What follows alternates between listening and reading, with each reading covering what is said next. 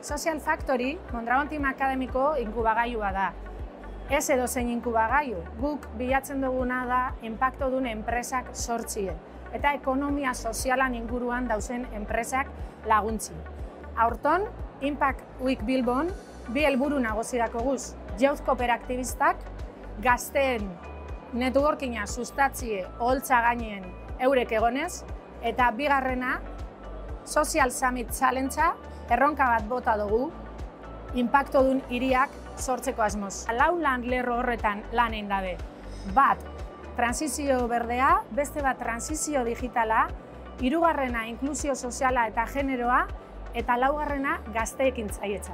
Gure proposamena izen da zelan aldan herritar normalen egunerokotasuneko desplazamentuak erabili, sortzeko sistema bat paketien eta entregetan aldauena emisioak murriztu eta kontaminazioa murriztu.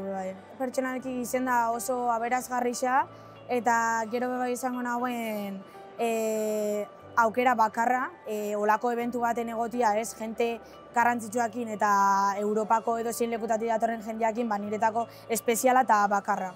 I came here to participate in this event to connect with more young entrepreneurship. We have like 4 members, with me is 5, so we all work together very hard to create a platform and also to be ready for these hackathon challenges. I'm so happy because it was a wonderful event and I learned a lot of things. I connected with different people and with different young entrepreneurship.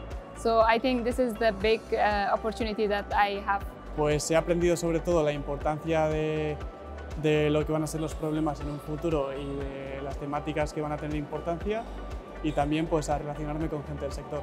Pues trabajar con mi equipo ha sido una oportunidad para conocerles mejor las fortalezas y debilidades y sacar pues de todo una propuesta conjunta muy completa.